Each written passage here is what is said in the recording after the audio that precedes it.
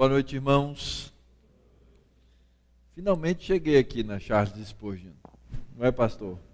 Já faz tempo que o pastor Clayton me convidou, mas a agenda nem sempre coopera, e a gente consegue atender os convites e os compromissos que os irmãos nos fazem, mas eu venho com muita alegria, com muito prazer para tratar desse tema que é muito precioso, muito necessário, entender os 10 mandamentos.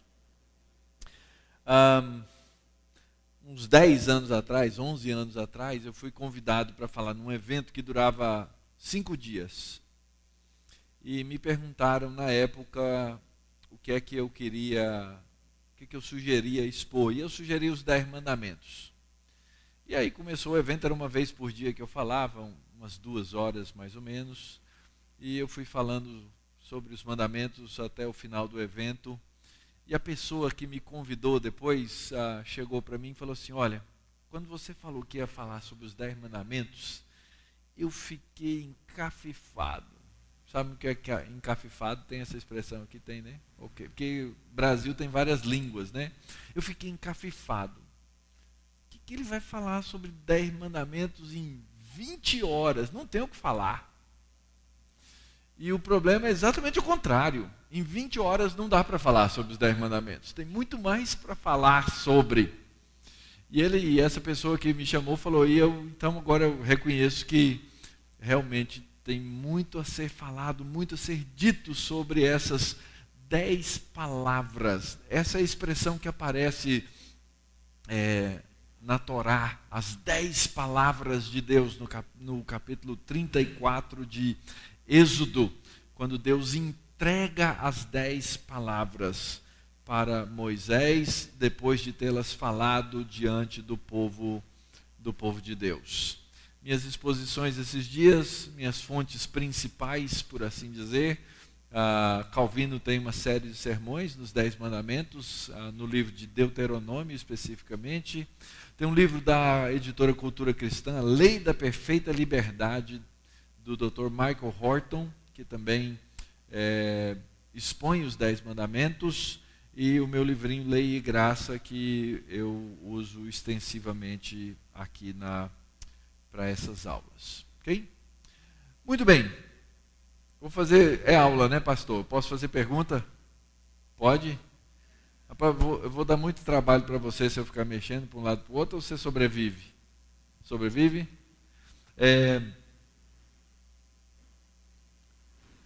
Quem sabe os 10 mandamentos de cor aqui? Eu não vejo dezenas de mãos levantadas. Não vejo. É interessante, nós temos essa noção, o pastor Clayton falou sobre isso, nós achamos que os 10 mandamentos são uma coisa superada, uma coisa do passado, não tem importância para nós não temos o que fazer desses 10 mandamentos, afinal de contas, eles são lá do Antigo Testamento. O que nós, povo de Deus, igreja do Senhor Jesus Cristo, igreja cristã do Senhor Jesus Cristo aqui na cidade de Fortaleza tem a ver com os 10 mandamentos? E a resposta é: tem tudo a ver. Nós precisamos conhecer esses 10 mandamentos. Aliás, se nós não conhecemos os 10 mandamentos, nós não sabemos amar a Deus. Se você não conhece os 4 primeiros mandamentos, você tem um amor platônico por Deus. Porque os 4 primeiros mandamentos são a maneira como Deus nos ensina a amá-lo. Eu sou casado há 27 anos com a senhora Denise, minha esposa. E eu posso dizer para ela todos os dias: querida, eu te amo, eu te amo, eu te amo, eu te amo, eu te amo, eu te amo, eu te amo. Mas se eu não souber como amá-la, ela vai passar a vida inteira dela dizendo assim: esse cara casou comigo, mas não me ama. Porque ele não sabe viver a vida da aliança, a vida do pacto, a vida comum comigo. E por isso eu sou infeliz. Aliás, quando eu me casei com ela, eu fiz aqueles famosos votos. Lembra quais são os votos que se faz em casamento? Hoje em dia não se faz mais votos. Mas o voto que eu fiz é de que eu iria fazê-la feliz, independente de qualquer circunstância. Saúde, doença, pobreza, riqueza, etc. Ora, Deus não depende do nosso amor para a sua felicidade, entre aspas, para a sua absoluta satisfação, mas certamente Ele nos criou para amá-lo. E como nós, com a queda, não sabemos mais amar a Deus, Ele nos ensina, Ele articula o amor, Ele diz como Ele deve ser amado. Então, para entender esses 10 mandamentos, nós precisamos dar uma caminhada aqui. Eu quero trazer 3 contextos diferentes para você entender bem esses mandamentos. E a minha proposta aqui nessas 3 noites é ter uma ênfase, um foco bem específico nos 4 primeiros mandamentos. Porque se você não entender os 4 primeiros mandamentos, você não vai entender os outros. Então você tem que ter uma consciência clara a respeito dos primeiros 4, que nos ensinam como amar a Deus acima, sobre todas as coisas. Então deixa eu dar aqui para vocês alguns elementos contextuais a respeito dos mandamentos. Primeira coisa, um contexto histórico. Os 10 mandamentos aparecem 2 vezes, o texto dos 10 mandamentos aparecem 2 vezes relatados na Escritura. Êxodo capítulo 20 e Deuteronômio capítulo 5. Em Êxodo capítulo 20 é a primeira vez que Deus dá os 10 mandamentos ao povo. Eles estão saindo do Egito, atravessando o deserto, param naquele lugar chamado a Península do Sinai, e lá na Península do Sinai Deus fala ao povo. E é interessante, é a primeira vez que Deus fala ao seu povo. Antes ele só falava a indivíduos, todos os textos anteriormente, Deus só falava a indivíduos particulares. É a primeira vez que Deus faz um sermão. A primeira vez que Deus fala para o povo todo. E aí então a gente lê lá em Êxodo, no capítulo 19, que o Senhor chega no verso 9 e diz assim: disse o Senhor a Moisés: eis que virei a ti numa nuvem escura para que o povo ouça. Até então Deus falava com Moisés, Moisés vinha e trazia a palavra ao povo. Agora Deus diz: eu quero que o povo ouça o que eu vou dizer. Eu quero que eles escutem. E depois que Deus fala os 10 mandamentos, e não só os 10 mandamentos, mas uma série de outras instruções da aliança, Deus especificamente escreve os 10 mandamentos. Deus registra em pedra os 10 mandamentos. O texto da Escritura diz que Deus escreveu nessas tábuas de pedra com o seu dedo. Lembra? Deus fala no capítulo 20 de Êxodo. No capítulo 31 é que essa primeira narrativa se encerra, e o texto diz isso que está projetado aí para vocês. Tendo acabado de falar com ele no Monte Sinai, deu a Moisés as 2 tábuas do testemunho, tábuas de pedra escritas pelo dedo de Deus. E logo que se aproximou do arraial, viu ele o bezerro, as danças, e aí vai acontecer todo aquele episódio do bezerro de ouro que nós vamos estudar mais tarde no 2º mandamento. Mais adiante, quando Moisés volta na presença de Deus, Deus vai escrever de novo. Capítulo 34. E ali esteve o Senhor Jeová 40 dias e 40 noites, não comeu pão, não bebeu água, e escreveu nas tábuas as palavras da aliança, as 10 palavras, que são os 10 mandamentos. E quando desceu Moisés do monte Sinai, tendo nas mãos as 2 tábuas do testemunho, sim, quando desceu do monte, não sabia Moisés que a pele do seu rosto resplandecia depois de haver Deus falado com ele. Então esse é o primeiro contexto, a primeira parte do contexto histórico. Sempre que você vê ilustrações de Moisés com as tábuas, é muito interessante isso. Você vê 2 tabuinhas, né? Geralmente elas são bonitinhas, né? Redonda em cima e tal, né? Um fino acabamento. E ele vem com 2, né? Metade numa, metade noutra. As pessoas raramente prestam atenção no fato de que aquilo era um contrato. Quando você faz um contrato, você faz em quantas vias? No mínimo 2 vias. E na verdade o texto da Escritura diz que o que estava acontecendo ali é que Moisés escreveu, isso está lá no capítulo 32, versículo 15, essas 2 tábuas que foram escritas pelo dedo de Deus, preparadas as tábuas por Moisés, elas eram escritas frente e verso.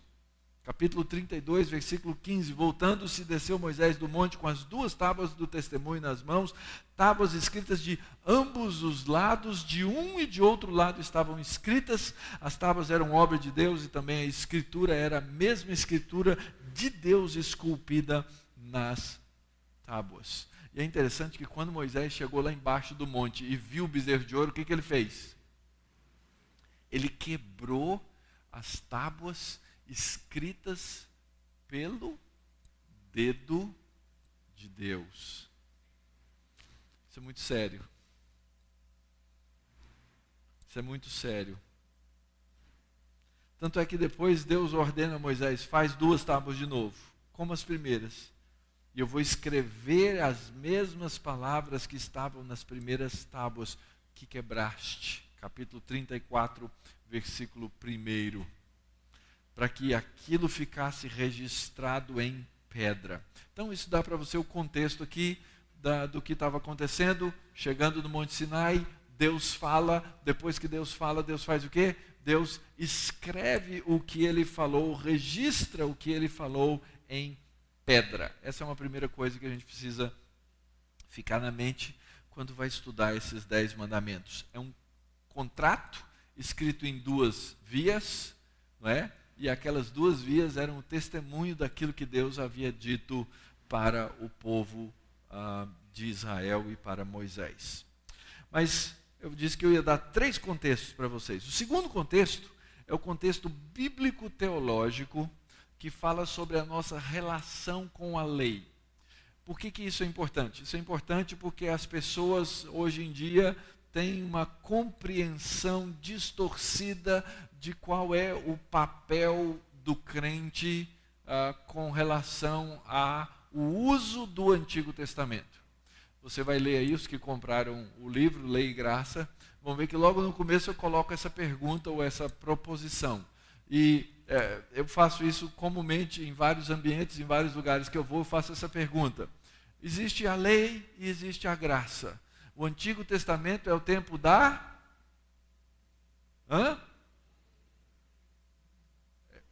Do quê? Do quê?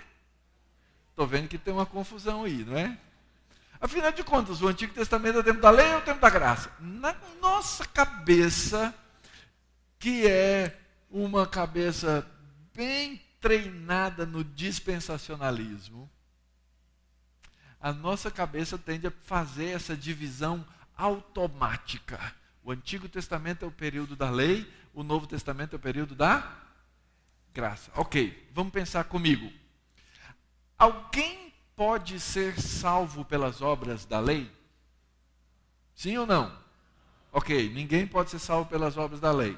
Se o tempo do Antigo Testamento é o período da lei, como é que aqueles crentes do Antigo Testamento, que o livro de Hebreus capítulo 11 diz, foram salvos, como é que eles foram salvos?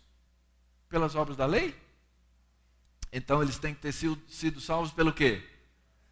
se eles foram salvos pela graça no período do Antigo Testamento, fica estranho eu dizer que o Antigo Testamento é o período da lei e o Novo Testamento é o período da graça. Então, o pensamento mais comum, eu quero que você olhe a projeção aqui, porque ela é animada, ela tem uma animaçãozinha. Imagine que essa aí é aquilo que a gente chama de a história da redenção registrada na Bíblia, no Antigo e no Novo Testamento, ok? E aí então Deus vem, no Antigo Testamento ele dá a lei e no Novo Testamento ele dá a graça. Só que aí a gente tem esse problema. Como é que aqueles crentes do Antigo Testamento, como é que Abel foi salvo? Ele está dito lá em Hebreus capítulo 11 que ele foi salvo, não está? Como é que Enoque foi salvo? Como é que Noé foi salvo? E assim você pode desfilar toda a galeria dos heróis da fé e perguntar no Antigo Testamento como eles eram salvos. Pela lei, e o próprio texto da Escritura diz, pelas obras da lei, ninguém é salvo. Então, como é que a gente compreende isso? Essa dicotomia, essa desunidade, essa desarmonia que nós não conseguimos colar a lei e o evangelho, as obras, a graça, o julgamento e a salvação e assim por diante. Ora, na visão que nós chamamos de pactual, na visão reformada das Escrituras, nossa visão não tem essa tensão, não tem essa divisão radical dos dois testamentos que divide cada uma dessas coisas para um lado separado. Então imagina comigo o seguinte, vamos pegar aqui de novo o nosso gráfico da história da redenção.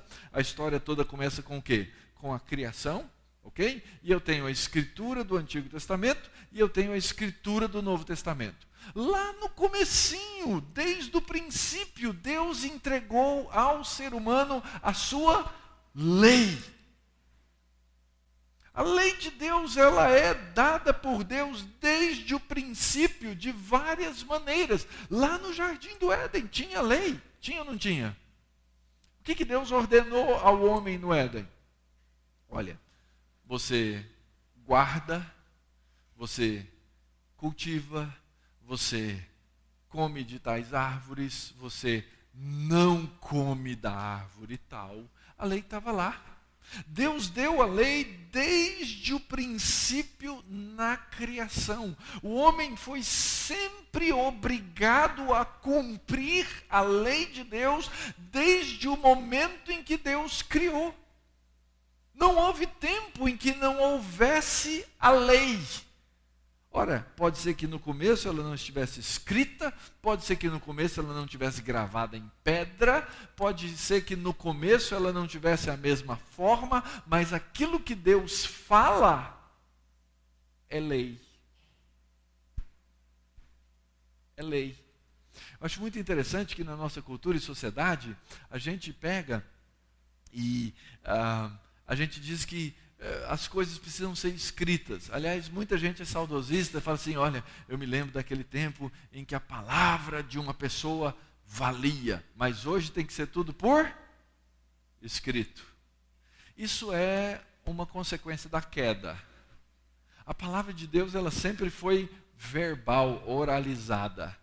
Mas depois da queda, Deus não só falou a sua palavra, como Ele também registrou como um testemunho para as próximas gerações, porque diante do nosso estado caído, nós temos essa tendência de viver quebrando essa lei. Muito bem, o homem quebra a lei. Essa quebra da lei, nós chamamos de queda. A partir do momento em que o homem cai, ele perde, ele sai do seu estado de comunhão com Deus, e ele cai debaixo da maldição da lei. Qual que é a maldição da lei? No dia em que dela comerdes, certamente morrerás. Então, a partir da queda, todo homem nasce num estado de morte. Nasce debaixo da maldição da lei.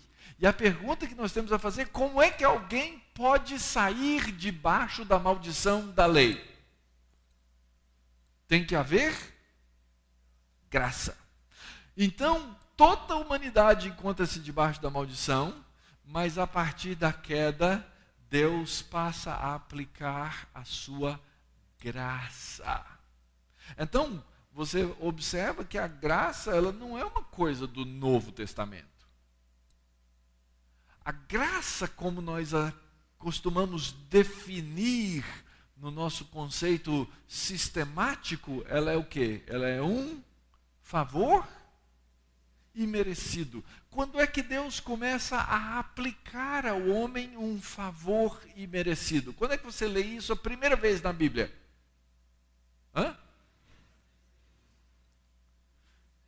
Gênesis capítulo 3. A gente diz que Gênesis 3,15 é o proto-evangelho, não é? Eu costumo dizer que existe um proto-proto-evangelho. O proto-proto-evangelho é quando Deus volta no jardim. Quando Deus aparece no jardim, aquilo já é evangelho. Deus não precisava ter voltado lá, mas ele volta. Ele não só volta, como ele pergunta, ele confronta o homem, pergunta: onde você está? Deus confronta, e Deus então vai entregar ao homem esse evangelho a partir da queda. Ele entrega, ele dá aos seus eleitos, ele dá àqueles que ele chama a sua graça. E quando ele faz isso, esses que ele chama, ele dá o dom da fé, eles creem, eles são chamados de crentes. E eles são o quê? Eles são libertos da maldição da lei. Isso não significa, gente, que nós não estamos mais debaixo da lei. Você está ou não está debaixo da lei? Eu acho interessante fazer essas perguntas porque a gente demora para responder. Eu vou perguntar de novo. Vocês estão ou não estão debaixo da lei? Sim é a resposta. Vai lá. Então responda agora. Sim. Por que eu sei isso? Porque você não pode ter outros deuses. Você não pode fazer imagem de escultura. Você não pode tomar o nome de Deus em vão. Você não pode quebrar o dia do descanso. Você não pode desonrar pai e mãe. Você não pode assassinar. Você não pode adulterar. Você não pode roubar. Você não pode mentir. E você não pode cobiçar. Então você está onde? Debaixo do quê? Você está debaixo da lei. Do que é que você não está debaixo? Da maldição da lei. Ok? Então esse é o segundo contexto que é importante nós entendermos na nossa relação. Os 10 mandamentos são a lei moral de Deus e nós estamos debaixo da lei moral de Deus. Nós temos a obrigação de cumprir essa lei moral de Deus. Nós não estamos livres para quebrar nenhum desses mandamentos. Aliás, se eu quebrar a Escritura diz: eu quebro todos. Então, eu continuo na obrigação de cumprir a lei de Deus. Agora, eu sei que eu não consigo. E é por isso que eu dependo de graça. Graça não é um elemento, um favor imerecido de Deus que eu recebi só para dar a partida na minha salvação. Graça é algo que eu recebi da parte de Deus e da qual eu continuamente dependo para continuar na minha vida cristã, porque se eu tentar viver a vida que não seja debaixo da graça, eu não vou ter santificação. E se eu não tiver santificação, a Escritura diz que eu não posso ver a Deus. Então esse era o segundo contexto que eu queria passar para vocês. O primeiro contexto histórico, quando aconteceu, as tábuas foram levadas por Moisés, quebradas, foram repetidas, Deus falou, todo mundo ouviu, Deus escreveu e deixou registrado o contrato.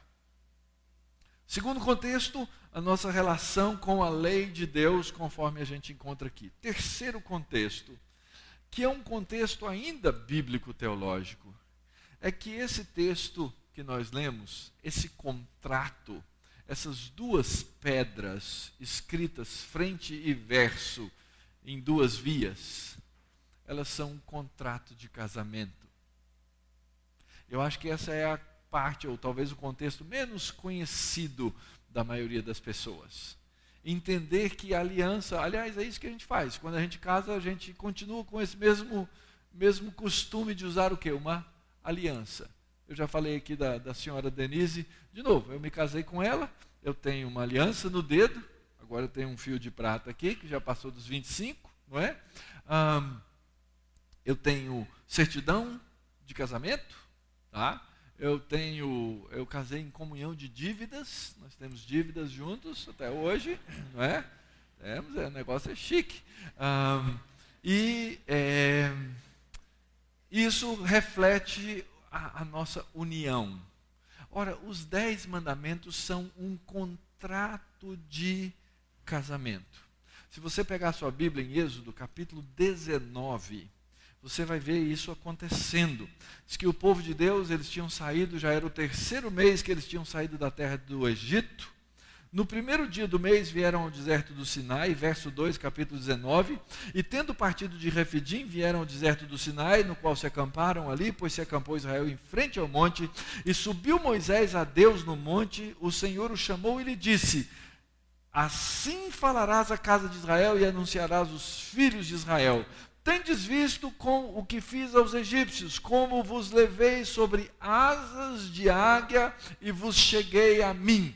E essa é uma ilustração de como Deus ensina seus filhos a voar, que é como a águia faz. É por isso que a águia faz os seus ninhos, faz o ninho no penhasco bem alto. Chega no tempo apropriado, ela chega lá no ninho e chuta a águiazinha para fora e ela sai caindo.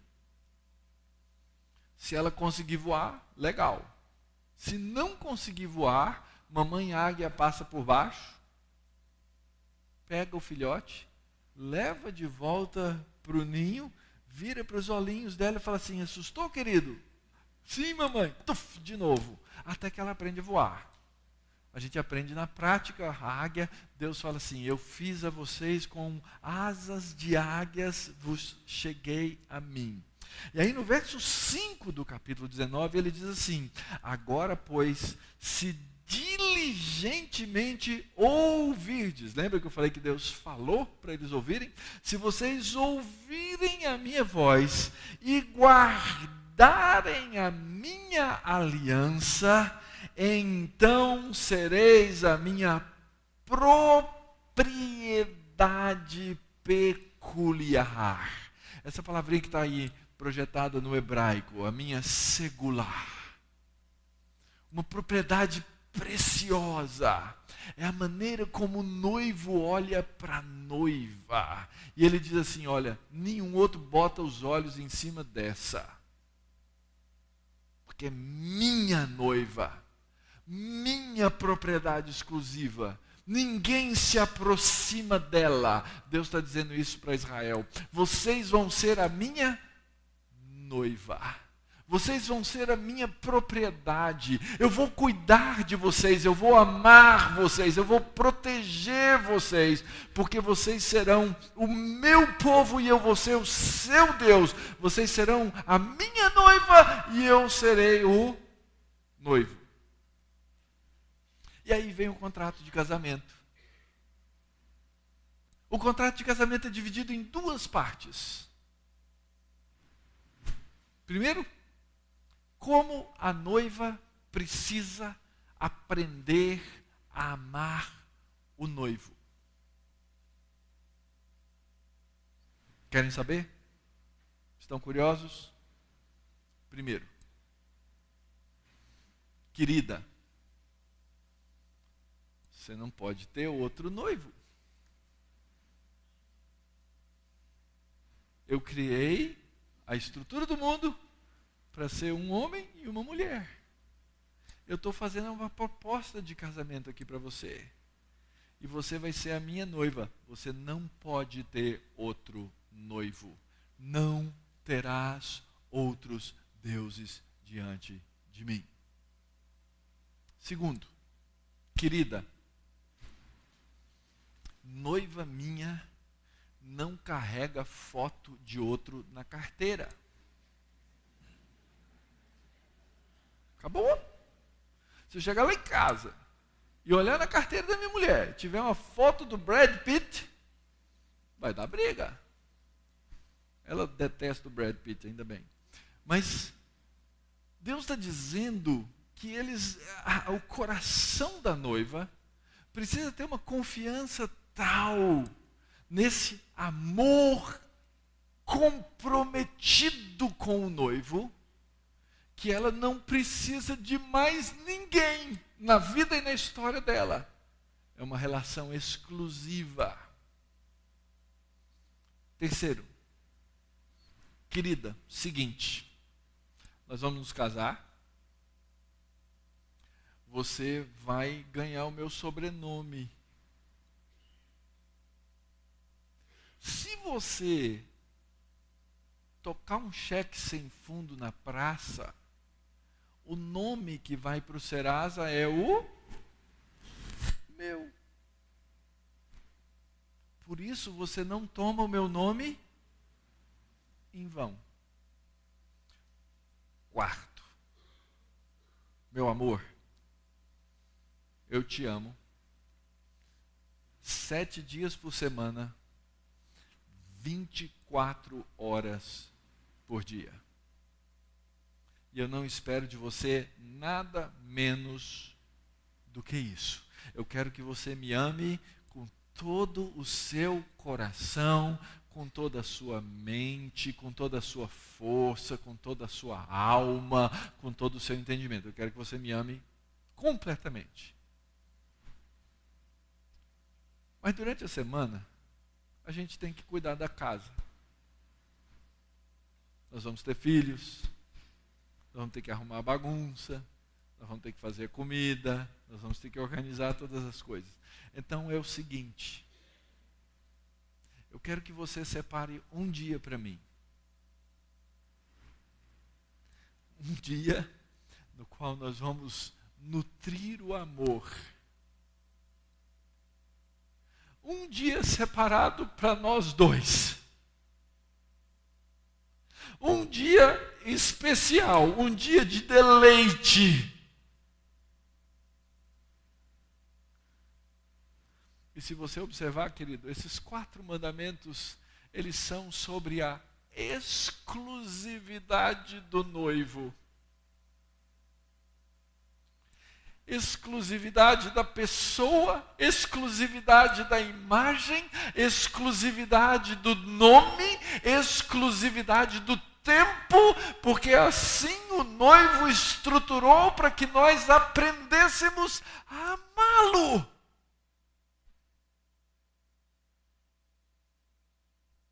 E se você, noiva, não souber essas coisas, você não saberá amar o noivo. Esse é o grande segredo. E esses 4 primeiros mandamentos, na nossa teologia clássica, eles são conhecidos como a primeira tábua da lei. É o que está na frente.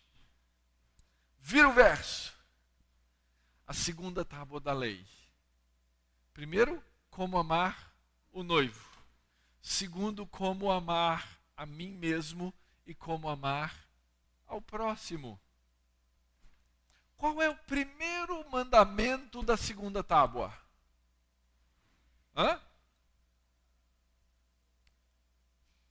Honra teu pai e a tua mãe. O 5º mandamento. 4 e 6. Ok? As 2 tábuas. 4 e 6. O seminarista chega lá e fala assim: pastor, estou gostando de uma moça, ela me agrada, será que ela me ama? Será que ela vai me respeitar como pastor, como homem?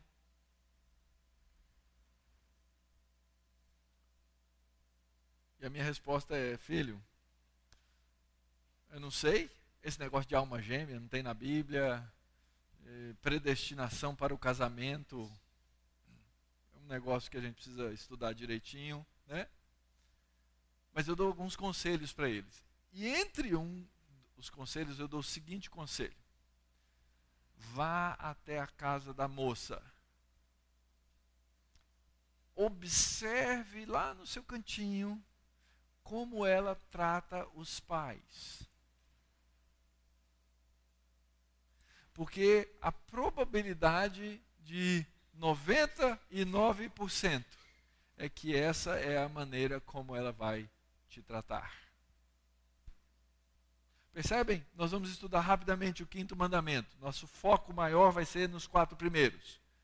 Mas quando a gente chegar lá, o que a gente vai aprender é que Deus, no 5º mandamento, estabelece a estrutura de autoridade e honra que nós precisamos ter no mundo inteiro. Que começa com o ambiente familiar, mas que na verdade significa a maneira como eu honro ao noivo, como eu honro a Deus.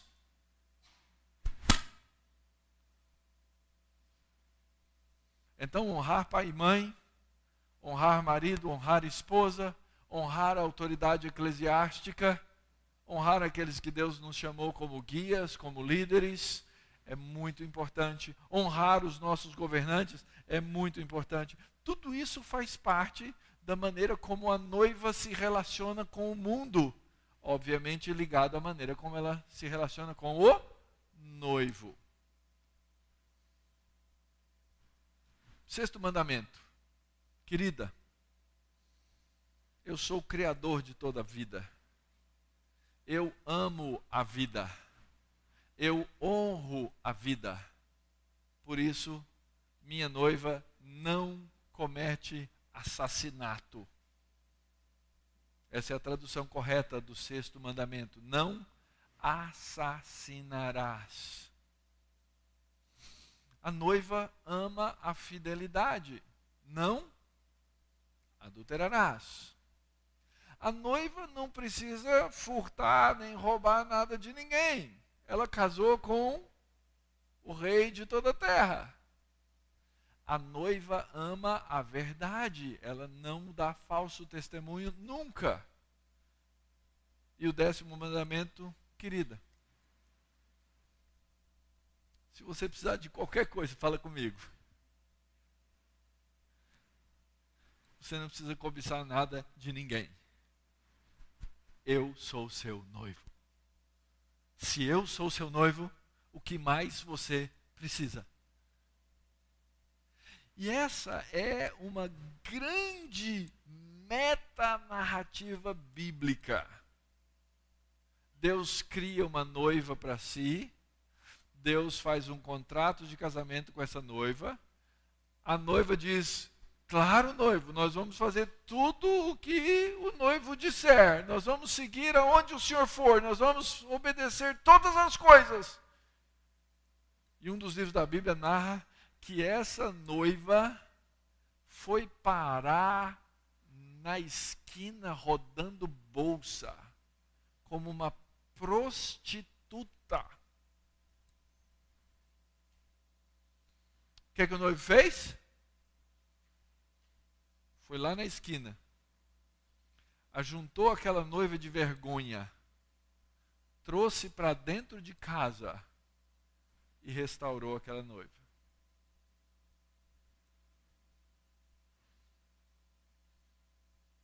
Qual é a última cena da Bíblia, irmãos? Qual é? Já leu sua Bíblia até o fim? É seminarista. Qual que é a última cena da Bíblia? O casamento. As bodas do Cordeiro. O contrato de Êxodo capítulo 20 se confirmando na vida da igreja, o povo de Deus, noiva de Cristo, agora juntada por esse noivo, glorificada, apresentada sem mancha, sem ruga, sem mácula, apesar de tudo que ela fez, para a glória do noivo. Para a glória do noivo. Uma uma história inteira na Escritura para nos contar como Deus nos amou, para nos contar como Ele nos ensina a amá-lo, para nos falar de como Ele exige, como Ele demanda do nosso coração um amor pleno, integral, absoluto, inteiro. E quando nós não conseguimos fazê-lo, Ele faz por nós.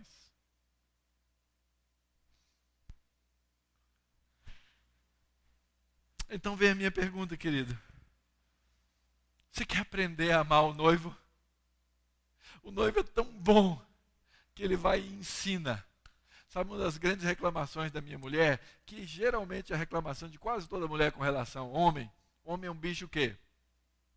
Emburrado. Pastor Cleiton, tenho certeza que não é assim, mas os outros são. Então, quando a mulher vai e faz uma coisa que você não gosta, o que você faz? Eu não sou assim, não. No máximo 3 dias emburrado. No máximo 3 dias. Pois esse noivo, ele chega aqui e fala para a noiva tudo que ela tem que fazer. Bem diferente de mim, que fica emburradão no meu canto. Esse noivo é amoroso. Ele diz todas as coisas para a noiva. Como você vai me amar? É por isso que quando o mestre da lei pergunta, Senhor, o que a lei ensina? O Senhor Jesus responde, amarás o Senhor teu Deus sobre todas as coisas. E eu aprendo isso nos 4 primeiros mandamentos. E amarás o teu próximo como a ti mesmo. E eu aprendo então a amar o noivo de maneira plena e completa. E cada vez que eu falho, cada vez que eu erro, cada vez que eu tropeço, esse noivo carinhosamente volta os olhos para mim, me levanta e me ensina de novo. E essa lei todinha aponta para esse noivo, para esse Senhor, para esse Cristo, para a sua justiça, para a nossa necessidade da justiça, para a maneira como Ele põe o dinheiro na nossa conta, como Ele imputa a justiça dele para nós,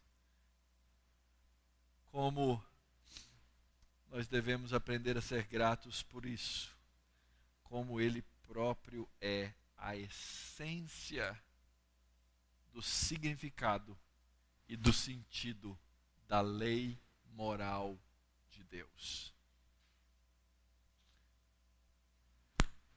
Toda a lei do Antigo Testamento, conforme Lucas capítulo 24, aponta para Cristo, seja para a sua pessoa, seja para o seu ensino, seja para a sua obra. Mas Ele sempre estará lá de alguma maneira. Pastor, não vi que hora eu comecei.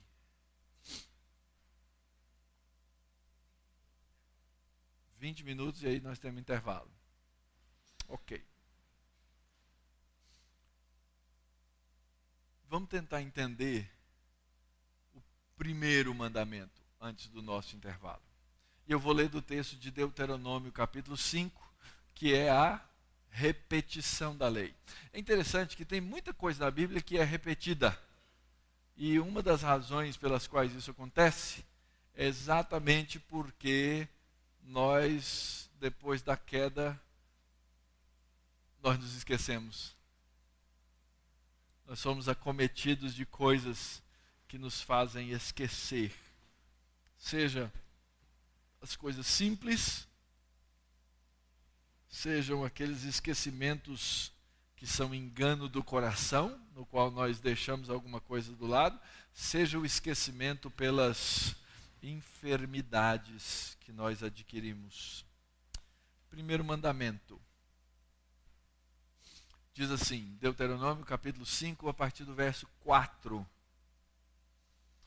face a face falou o Senhor conosco no monte. Lembra que eu disse? Deus falou com o povo, foi a primeira vez. Moisés está aqui revisando com o povo, agora antes de entrar naquela terra pagã dos cananeus, revisando a lei. Face a face falou o Senhor conosco no monte, do meio do fogo. Nesse tempo eu estava em pé entre o Senhor e vós, para vos notificar a palavra do Senhor, porque temestes o fogo e não subistes ao monte, dizendo: eu sou o Senhor Jeová teu Deus, que te tirei do Egito, da casa da servidão. Não terás outros deuses diante de mim.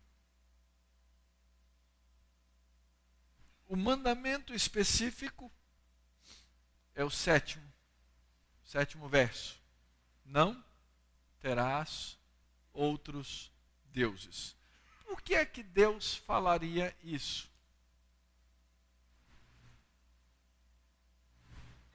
Afinal de contas, toda religião é boa e toda ela não leva para Deus, não é isso que a gente ouve todos os dias. E se você já evangelizou no mundo contemporâneo, você já ouviu isso, né? Você começa a falar para uma pessoa: olha, você vai a uma igreja, você conhece. Não, eu vou num lugar aí, eu vou no frequenta a religião tal, X, Y, Z. Para mim, toda religião é boa, toda ela leva para Deus. Há um conceito na nossa cultura de que existe o quê? Um Deus, não é? Aliás, a gente diz que nas 3 grandes religiões monoteístas, o Deus é o mesmo. Alguns dizem isso. Quais são as 3 grandes religiões monoteístas? Cristianismo? Judaísmo? Será que é o mesmo Deus mesmo? Mas na cabeça das pessoas é assim. Ah, deve ter um Deus. Aliás, a gente usa um nome, a gente usa um substantivo comum, que pode aparecer com D maiúsculo, pode aparecer com D minúsculo, não é? Mas em geral as pessoas acham que tem um Deus só que está aí, toda religião serve esse Deus de alguma maneira, o importante é praticar o bem e assim por diante. No mundo antigo não era assim. Eles viviam num mundo em que eles acreditavam, e você vai achar isso aqui também, ok? Você vai achar isso em diferentes lugares do Brasil, na África e no mundo inteiro. Você vai achar as chamadas religiões animistas, que atribuem divindade às coisas da natureza. E no contexto específico do Antigo Oriente Próximo, os deuses, eles eram deuses locais e territoriais. Então, cada povo, cada região, cada setor delimitado geograficamente tinha o Deus que tomava conta daquele lugar. E lá no Egito, que é o lugar da onde o povo de Deus saiu, tinha os seus diversos deuses. Então toda essa geração que sai de dentro do Egito é uma geração que conheceu sempre, ouviu sempre, da boca dos outros, pelo menos, não sei se da boca dos seus pais, provavelmente não, de que havia vários deuses. Uns eram melhores do que os outros, uns eram mais poderosos, cada um tinha o seu setor de trabalho. Ó, esse Deus faz isso, esse Deus faz aquilo, esse aqui cuida da saúde, esse aqui cuida da educação, esse aqui cuida do trabalho. Eram ministérios de deuses, né? E no Egito havia uma divisão bem clara. Por exemplo, o faraó do Egito, ele era o responsável, como representação de uma divindade, por cuidar do bem do povo e especificamente nutrir o povo. E a nutrição do Egito dependia de uma coisa. Do quê? O rio Nilo. Então, se o faraó conseguisse fazer com que as águas do Nilo subissem e encharcassem as margens, enchesse os canais, o povo teria o quê? Comida. E o poder do faraó, subia. Do outro lado tinha a classe sacerdotal, os sacerdotes dos deuses dos egípcios, os grandes templos. Eles tinham outras responsabilidades. E eles viviam num jogo de poder. Quem controla? O povo gosta mais do sacerdote ou o povo gosta mais do faraó? Eles gostam mais do executivo ou do legislativo? Não é mais ou menos por aí. Quem você gosta mais? Em quem você votaria? Se fosse para ter uma revolução popular e derrubar um dos poderes, qual você derrubaria? Então, classe sacerdotal, a classe rica, a classe do faraó, cada um se juntava para defender a sua área, o seu poder, o seu prestígio e assim por diante. Então, na cabeça de todo mundo havia vários deuses. E é por isso, então, que Deus começa dizendo: não terás outros deuses diante de mim. Em outros lugares da Escritura, Deus vai afirmar com clareza: esses outros deuses são o quê? Falsos.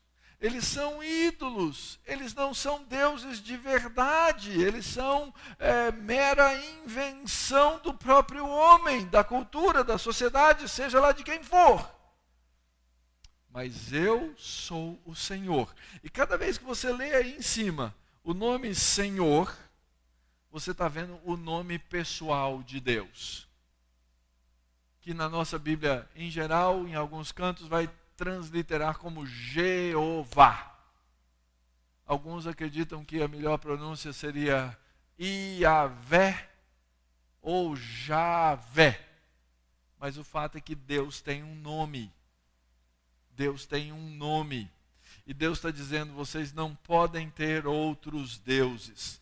Esse Deus, que é o Deus de Abraão, Isaque e Jacó, que é o Deus que se dá a conhecer a Moisés, é um Deus que fala no primeiro mandamento, versos 4 e 5, então isso vai ficar muito claro. Eu falei, eu disse, eu articulei a verdade, a lei foi dada face a Moisés e foi ouvida pelo povo. Esse Deus que se encontrou com Moisés é o Deus que fala. E aquilo que Deus fala não é mera opinião de homem.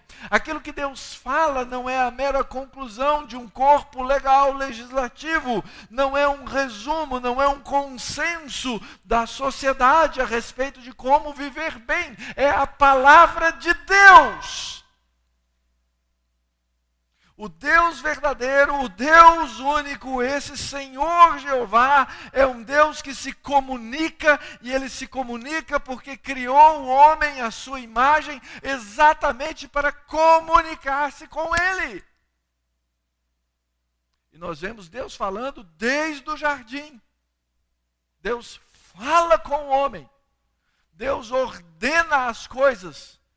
Deus é um Deus que articula a sua própria verdade, aquilo que corresponde à realidade do que é. E é por isso que é tão importante crermos na palavra de Deus. Esse é um conceito que nós perdemos. Muitas vezes a gente olha para a Escritura e a gente acha que o exercício da fé é uma coisa pós-queda. Isso não é verdade. O exercício da fé é um elemento criacional. Deus criou o homem para o exercício da fé dentro do jardim. Aliás, o primeiro pecado, ele está relacionado a quê? Falta de fé. Por quê? Porque o homem não acreditou naquilo que Deus disse, que no dia em que comesse da árvore do conhecimento do bem e do mal, ia morrer, com certeza. Tenha certeza que você vai morrer. Aliás, o autor de Hebreus vai dizer o quê? Que a fé é o quê? A certeza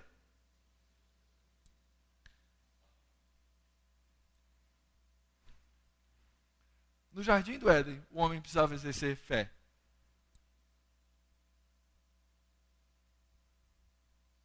Mas o homem não exerceu a fé na palavra de Deus. Mas esse Deus da Escritura é um Deus que falou, queridos. Foi um Deus que disse as coisas que deixou-nos registradas nesse livro. E essas coisas registradas nesse livro são para nós, o seu povo, palavras de vida. E ele estava dizendo isso para aquele povo. Olha, Moisés repete. Lá naquele dia, lá no Monte Sinai, Deus falou para vocês. Deus fez com vocês uma aliança.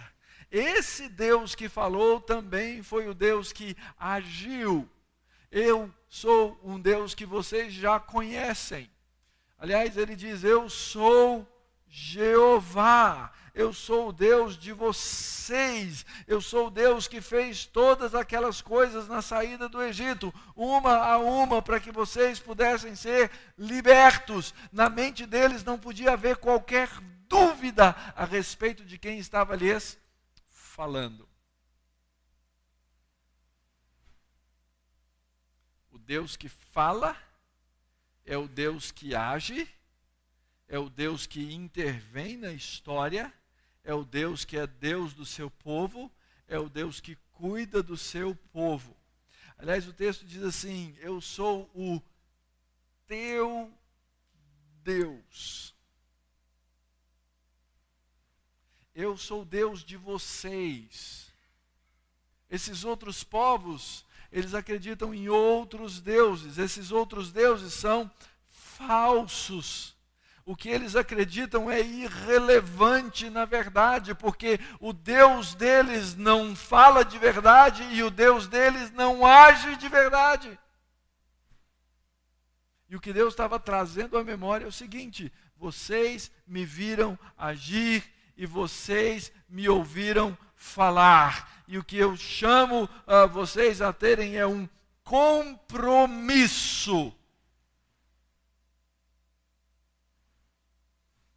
E o compromisso de Deus era o compromisso de salvar aquele povo.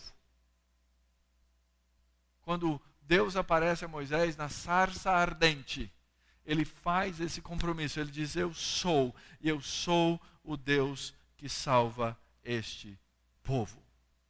Então, no primeiro mandamento, no seu contexto, a gente vê Deus falando, a gente vê Deus recordando a história, a maneira como ele agiu, e esse Deus é que vai dizer ao povo, não sejam idólatras. Normalmente a gente associa o segundo mandamento ao problema da idolatria. Mas o primeiro mandamento é a respeito de idolatria. Porque ter outros deuses seria o quê? Um ato claro de idolatria. Então, não sejam idólatras. Não tenham outros deuses. E a razão é muito simples. Deus, Jeová, esse Deus da Bíblia, esse Deus que apareceu a Moisés na sarça ardente, esse Deus que falou ao povo de cima do monte, que o povo ouviu e que Moisés viu, esse Deus é único. É daí que o apóstolo Paulo tira a expressão lá em 1 Timóteo capítulo 1. Assim ao Rei eterno, imortal e invisível, Deus único, honra, glória pelos séculos dos séculos. Paulo não estava sendo original em nada. Ele só estava lendo a Bíblia dele. Ele estava simplesmente lendo a palavra desse Deus. Paulo estava citando os princípios que foram enumerados por Moisés no livro de Deuteronômio, no capítulo 6. E como Deus único, ele deve ser reconhecido como tal, para que não houvesse dúvida na mente fraca e pecaminosa do homem. Ele diz e ele declara, eu sou único, não estabeleçam relações com outras deidades, porque eu sou único. Em segundo lugar, esse Deus diz, não tenham outros deuses, porque desde o jardim, O homem colocou a si mesmo no lugar de Deus. Lembra qual que era o problema? A árvore era do conhecimento do bem e do mal. Lembra como é que a história se desenvolveu? Se comer, vocês serão como Deus. O homem colocou-se no lugar de Deus.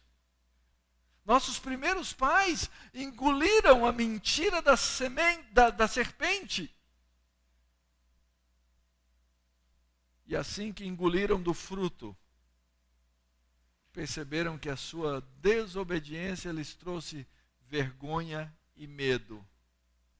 E agora, para essa raça caída, Deus precisa dizer: não terás outros deuses diante de mim. E por fim, quando ele relata, quando ele lembra a história de como eles foram tirados do deserto, Deus mostra e traz à sua memória como ele tratou os deuses do Egito. Então, depois do nosso intervalo, nós vamos ver um pouquinho, rapidamente, como uma ilustração, a história das 10 pragas. Ok?